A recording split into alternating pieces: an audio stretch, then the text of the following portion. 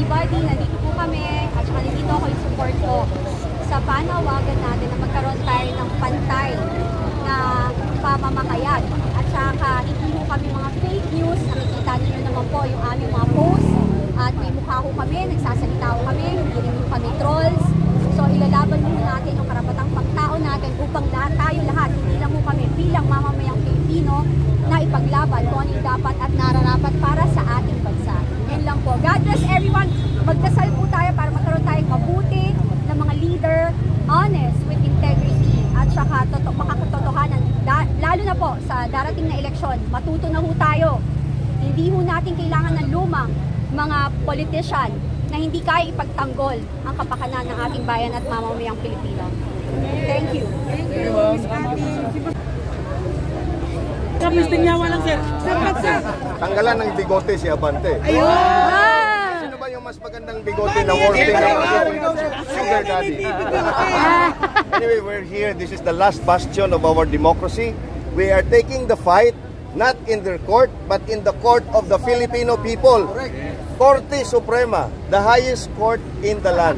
Dito natin sila dadalhin because dito equal ang laban, fair lahat. So, ewan natin kung anong response nila o anong gagawin nila. I'm pretty sure mayroon din silang mga contingency plans, mayroon din silang mga sinasabing plan B or plan C or plan D or mga intimidating tactics na naman ang gagawin nila. So, we will be waiting for those replies and waiting for those actions sa kanila. Sasagutin naman natin yan in a polite and legal way din. No? Pero dun sa mga channels namin, talagang mumurahin natin sila ng isang napakatinding putang inang giatay sila kanina. Wangas nila. Los nila. Okay, naghihulat na ko ba? Mo na. Masigong ko ng buga na ng mga animal. Anyway, this is our fight.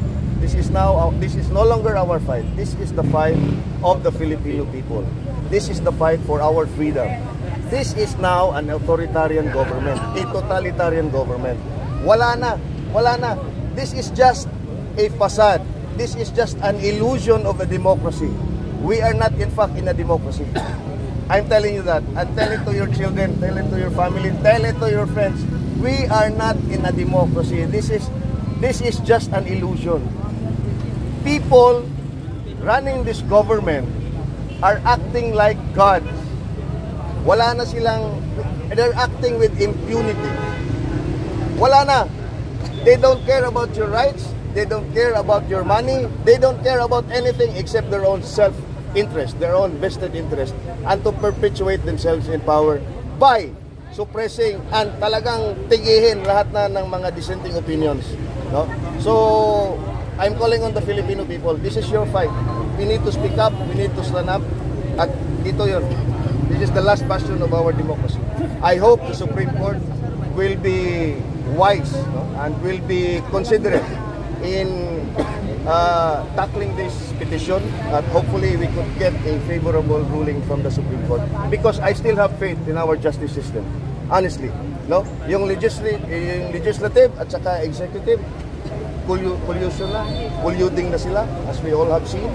Pero ang Korte Suprema, I hope, and I still pray, and I still hope, no, na they will still uphold the rule of law and interpret our laws of the land na dinisinyo talaga for the betterment of the entire Filipino nation.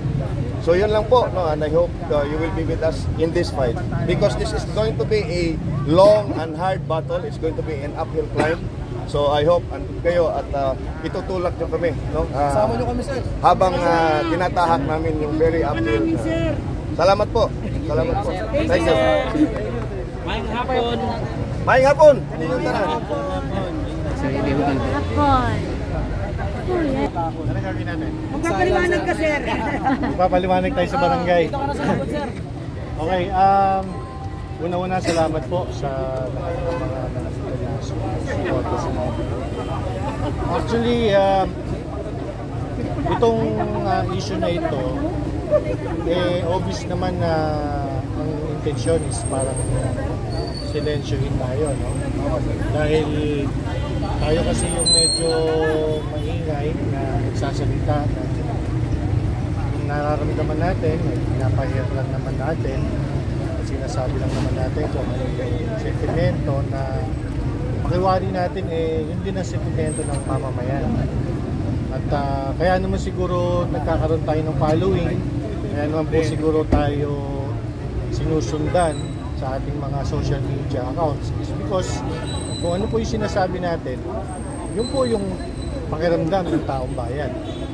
Kaya po ito, itong ginagawa ngayon ng ating, nakakalungkot na itong ginagawa ng ating gobyerno ngayon, particularly itong ating kongreso, ito yung parang pagsusupin sa ating karapatan ng magsalita. Kaya hindi po tayo tatahimik dyan at masa po kayo na tayo ay lalaban. Dahil ang pinaglalaban po natin dito ay karapatan natin, itong mga Pilipino. Na karapatan po natin kasi na talagang gisingin natin ang ating gobyerno, kalampagin natin ang ating gobyerno, magsabi tayo kung ano yung napupunan natin.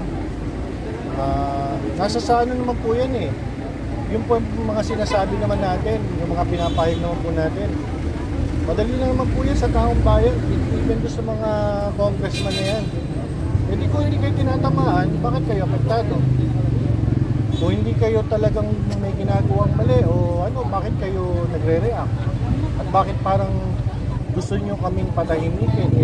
Sinasabi lang naman namin kung ano yung nakikita namin. Sasabihin nyo, fake news kami, hindi naman kami gumagawa ng news kayo. At kung ano lang yung nakikita namin sa inyo, yun lang yung sinusulat namin, ginagawa namin ang aming opinion. At yan, na-emphasize ko, opinion yan. Opinion namin, at opinion yan ng nakakarami, siguro, dahil marami ang naniniwala sa opinion na yun, at nandyan po yan, protektado po yan ang ating konstitusyon. So, again po, maraming salamat sa inyong lahat na nandito na sumusuporta and laban lang po tayo. Thank you. Second, o sige, ano pang ano nyo? Ano makikita mo kontras? Halimbawa sa Amerika, dalawa lang ang kandidato pagka-presidente. Samantalang sa Pilipinas, ang katutak ang mga kandidato tumatakbo bilang presidente.